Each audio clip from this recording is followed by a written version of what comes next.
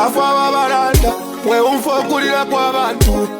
Kazama yuthi bose batintambe abakulu n'abaana. Bose bashitata n'abaana bayo balelira we Mwamba. Kazama ile fire iwe wile webo heshi Mwamba. Later experience olakale webo Mwamba Emmanuel. Bose bakasama bale fire Mwamba Emmanuel.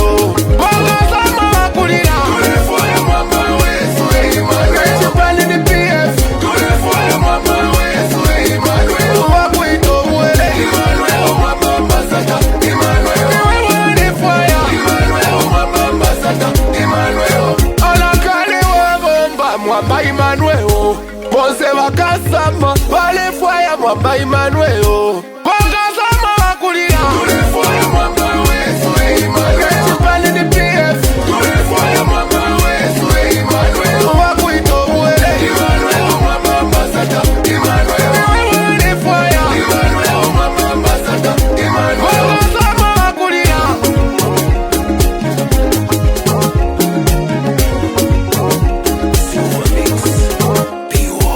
tule fire Mwamba wesu Emmanuel. Tule fire Mwamba wesu Emmanuel. Emmanuel Mwamba ambassador Emmanuel. Emmanuel Mwamba ambassador. Happy festive season. Today we thought that we could discuss something very important. On Christmas Eve, our opposition leaders led by Honorable Given Rubinda, Dr. Fred Membe, Madam Chalakateka and Savoy Imboela stormed the US Embassy mission in Zambia to deliver a memorandum of demand. What was the purpose of this? They've demanded that the US government must disclose the details of recent agreements that they've signed with the Zambian government. What are these agreements? This is the MOU, Memorandum of Understanding on Africom. Africom is a US combatant unit of the US Defense Forces. It's an active unit that looks at Africa. And there's a history to this.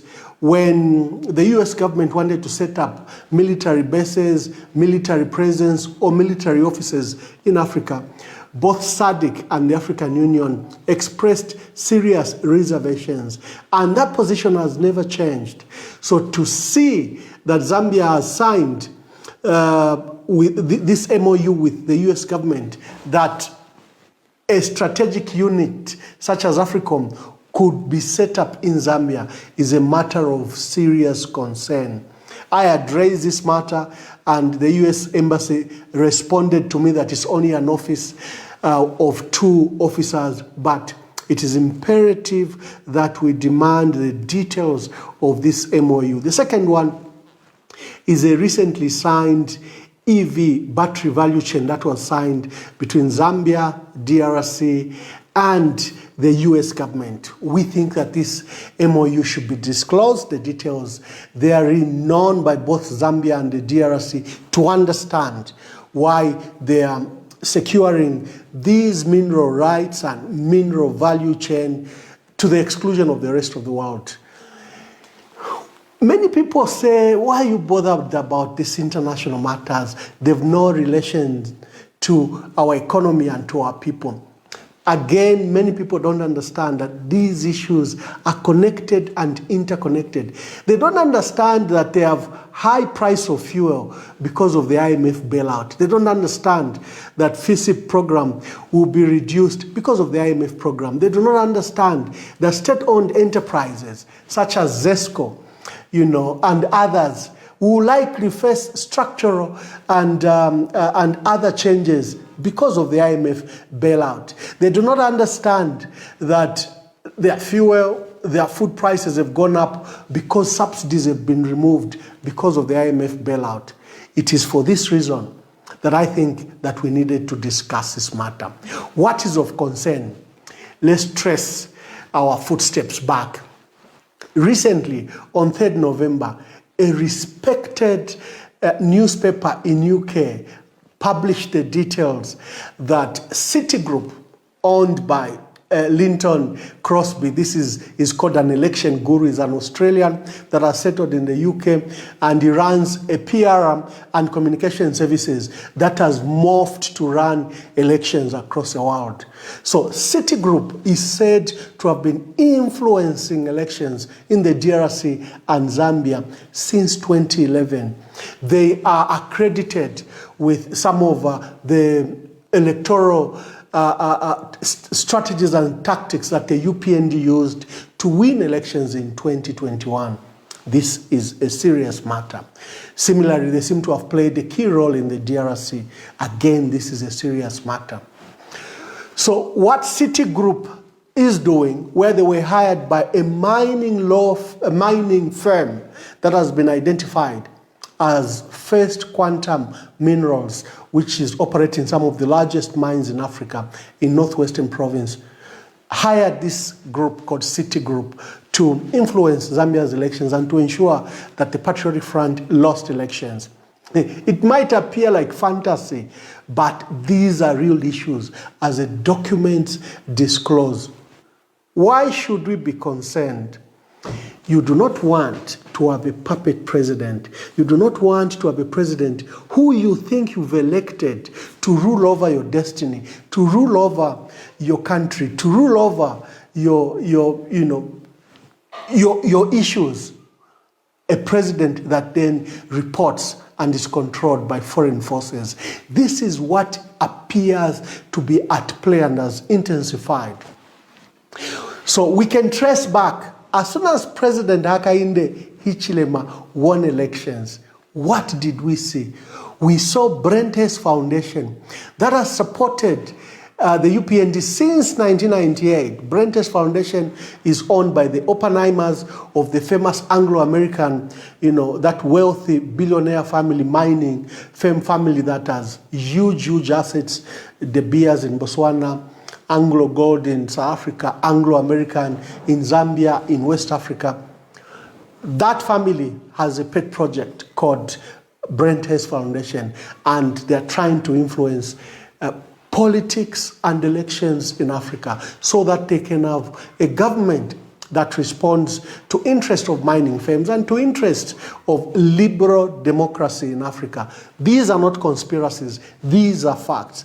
We saw Brenthurst Foundation set up an office at State House. They ran an advisory unit at State House. There are some members of President Hakainde Hichilema's inner circle that is funded by Brenthurst Foundation. You need to worry. We saw Tony Blair, former Prime Minister, well known as a warmonger who bungled the Iraq and Afghanistan wars, and he's been cited in various documents. He's not a good friend of Africa. He started well, but we know his interest has never been about Africa. Frequent State House, which culminated into an agreement, which was the details that were known, that Tony Blair Institute has even appointed a deputy country director in Zambia to ensure that they oversee this program. So you have two advisory units at State House run by foreigners. One, Brenthurst Foundation, and the other one, Tony Blair Institute. Shouldn't you worry? You elected a president who's supposed to be guided by the Constitution, and the Constitution has infrastructure of who should run State House. The structures are established how this country is run, through the executive, through the judiciary, through the legislature, parliament. And an advisory unit at State House is defined by the Constitution. But you have these strangers, these foreign forces having a presence right at the heart of state power, right at the heart of the infrastructure of this country. We think that these are very serious matters. A meeting was held in the Lower Zambezi on 25th March 2022. If you see the people that attended that meeting, other than our president, his chief of staff, his army chief, and other members of the security team, there were foreign entities from South Africa.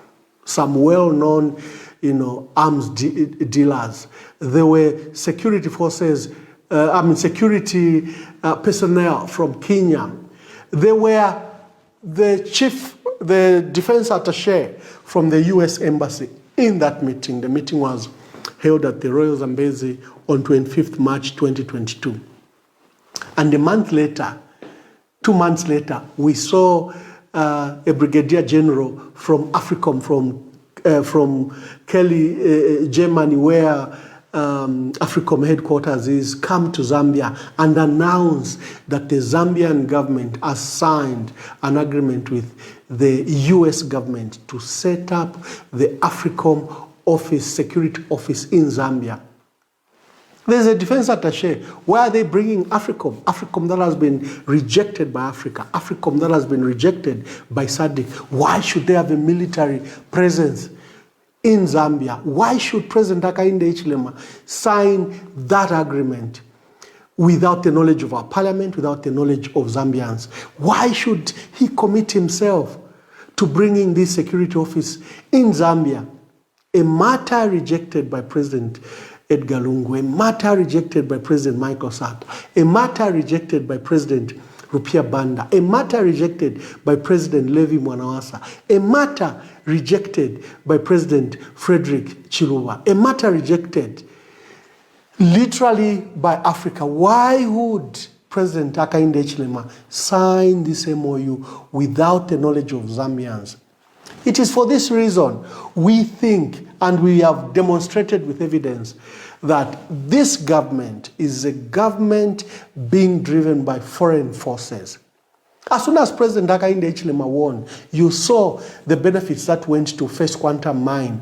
You saw the tax holidays that have been given to the mining sector at the behest of First Quantum Minerals. You've seen that First Quantum Minerals committed an investment of $1.2 billion, and they said they'll set up a nickel mine. This is very essential to the battery industry again. So it's copper, lithium, cobalt, and nickel that are driving the EV battery industry in the world. And Zambia literally has these assets together with the DRC. Here we are as a country being denied domestic revenue because of these international forces. What does Brenthurst Foundation want? You think they care about you and me? What does Tony Blair Institute want? You think they're just about delivery services? They want to prompt President Hakainde Hichilema to deliver and deliver better. Why are they interested in Smart Zambia? Why are they trying to deploy some technological aspect to this country? What is their interest? First Quantum, why do they want lax rules? Why do they want to mine at cheaper value and deny Zambians proper taxes, just taxes? So when you saw our opposition leaders, all of us go to the US Embassy and demand that these details be known, it is that we understand what is at play. You elected President Hakainde Hichilema. You thought he should be in charge of this country. You thought he's promoting your policies, your interests to alleviate poverty, create employment, job creation, reindustrialize this country.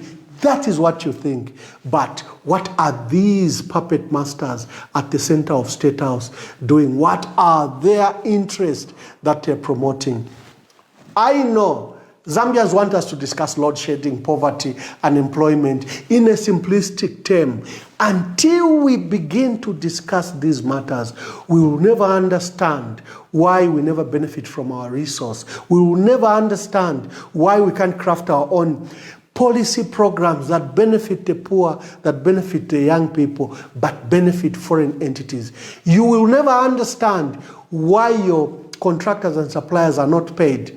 You will never understand why foreign audit firms have to audit your mines and your local debt. You will never understand why ZRA is only paying mining firms those outstanding VAT refunds without even any audit done on them.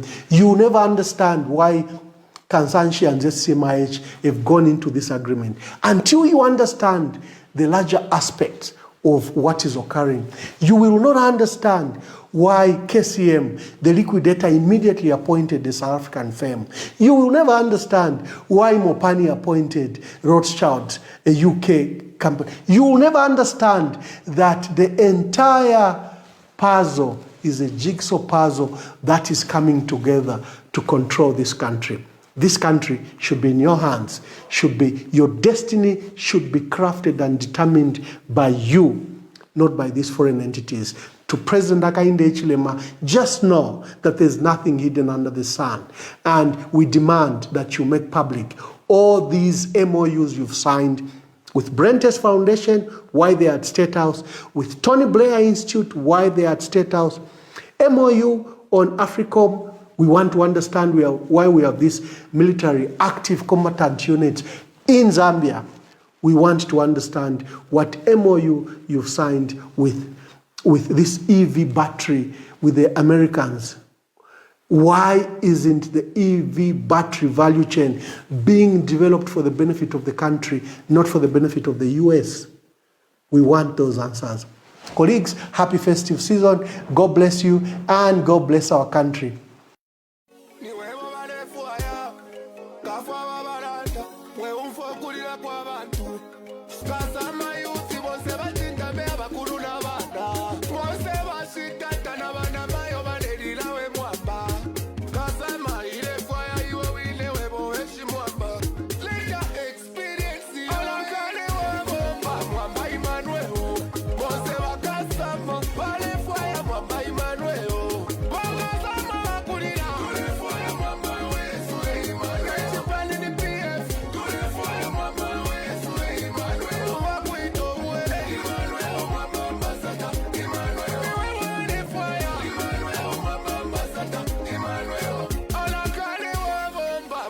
Emmanuel,